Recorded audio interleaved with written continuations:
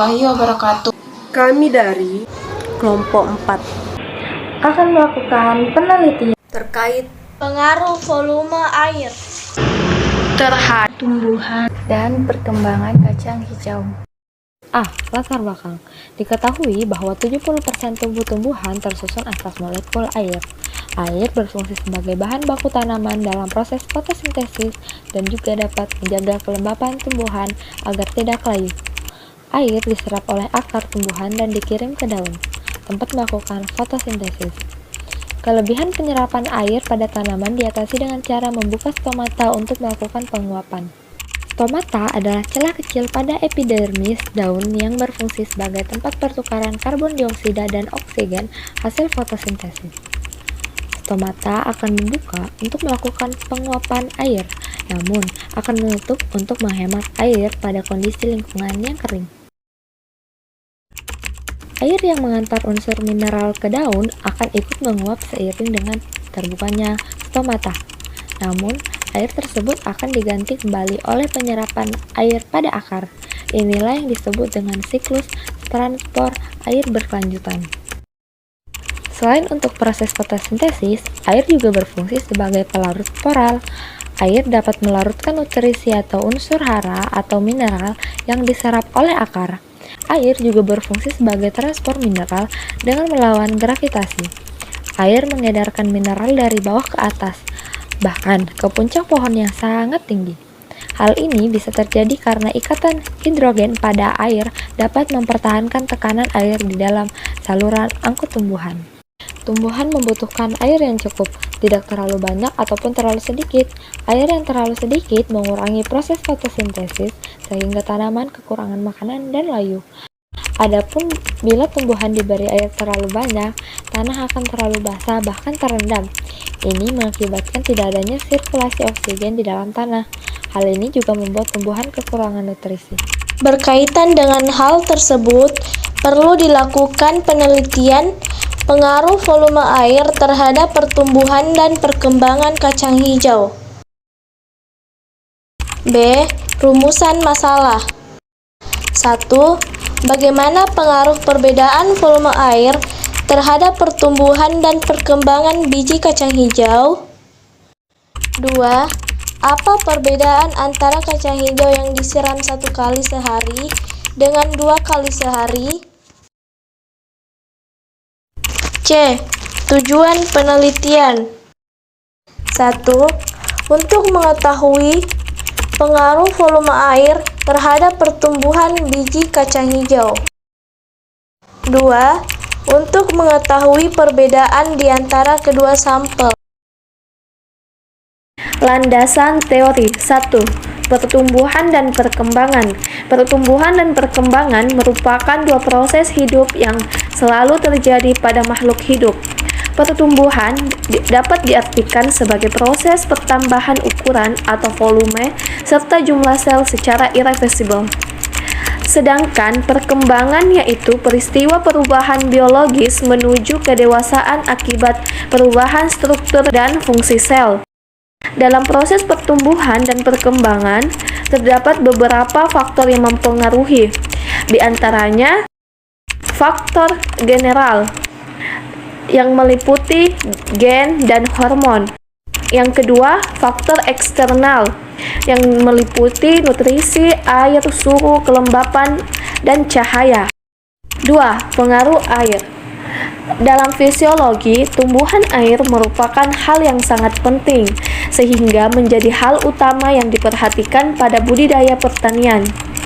Air merupakan salah satu faktor yang mempengaruhi pertumbuhan.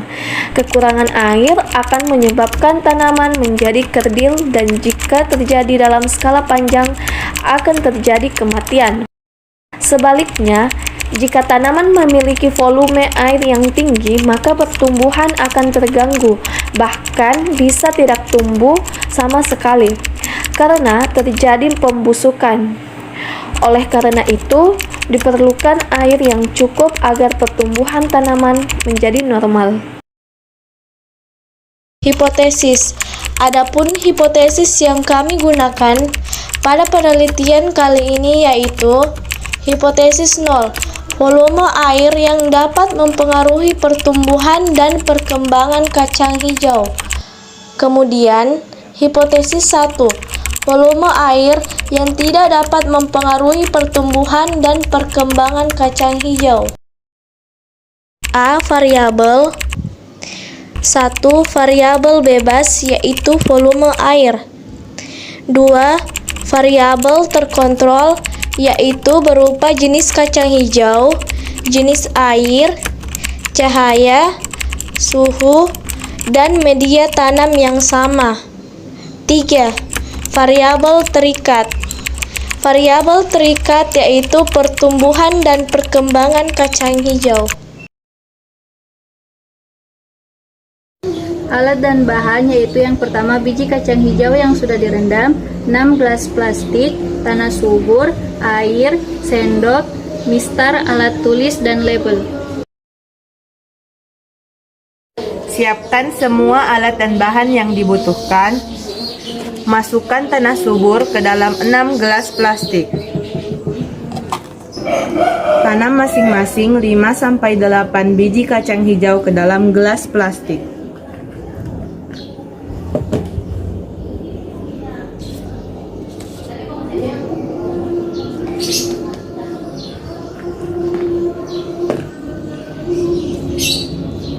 Pisahkan 3 gelas plastik untuk disiram 1 kali sehari dan 3 gelas plastik untuk disiram 2 kali sehari. Berilah tanda pada gelas dengan menempelkan label agar tidak tertukar.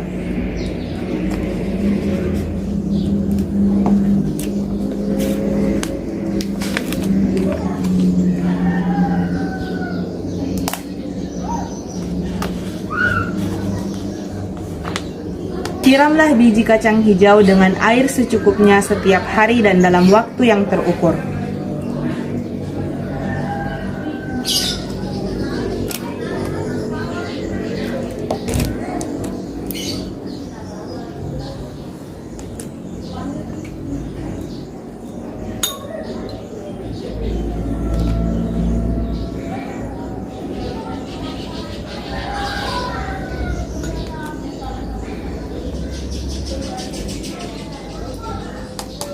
Setelah biji kacang hijau tumbuh, ukurlah tinggi batang, warna batang, panjang daun, dan warna daun dari ke-6 gelas plastik tersebut. Lakukan pengamatan selama 6 hari. Catatlah hasil pengukuran dalam tabel pengamatan. I don't need a hand to hold tight, don't need a love that's all mine, but sometimes I just want somebody to talk to, someone that's on my mind. I want something that's all cool. Hasil penelitian. Variabel pertama, pertumbuhan kacang hijau 1 kali siram.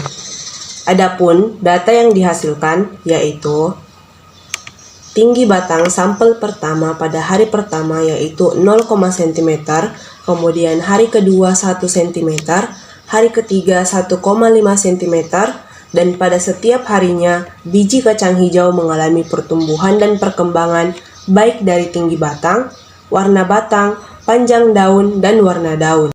Pertumbuhan kacang hijau 2 kali siram. Adapun data yang dihasilkan yaitu tinggi batang sampel pertama pada hari ke-1 yaitu 0 cm, kemudian hari kedua 0,5 cm, hari ketiga 1,5 cm, dan pada setiap harinya biji kacang hijau mengalami pertumbuhan dan perkembangan baik dari tinggi batang, warna batang, panjang daun, dan warna daun. B. Pembahasan. Dalam percobaan ini, kami menggunakan 6 gelas yang bagian atasnya terbuka untuk memudahkan pengamatan. Ke-6 gelas tersebut diletakkan di tempat yang sama, pada suhu dan kelembapan yang sama. Perbedaannya di sini hanya untuk volume penyiraman yang berbeda di setiap gelasnya dengan menggunakan takaran sendok makan untuk penyiraman. A. Kesimpulan. Berdasarkan penelitian dan analisa data yang telah dilakukan, dapat disimpulkan bahwa beda volume penyiraman mempengaruhi pertumbuhan dan perkembangan biji kacang hijau. Untuk gelas yang disiram 1 kali sehari dengan volume 1 sendok makan air, pertumbuhan dan perkembangan bijinya lambat.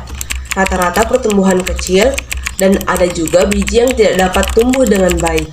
Sedangkan untuk gelas yang disiram 2 kali sehari dengan volume 2 sendok makan air, pertumbuhan dan perkembangan bijinya sangat baik, subur, dan ideal. B. Saran. Adapun saran yang dapat kami berikan yaitu: yang pertama, hendaknya biji kacang hijau disiram dengan volume air yang optimal sehingga dapat menghasilkan tanaman yang ideal. Yang kedua, hendaknya proses penanaman kacang hijau dilakukan di luar ruangan. Demikianlah hasil penelitian sederhana kami, kurang dan lebihnya mohon dimaafkan. Semoga penelitian kami ini dapat dijadikan pembelajaran oleh teman-teman sekalian. Apabila ada saran dan komentar, kami siap untuk menerimanya sebagai bahan masukan penelitian selanjutnya. Terima kasih, bye-bye.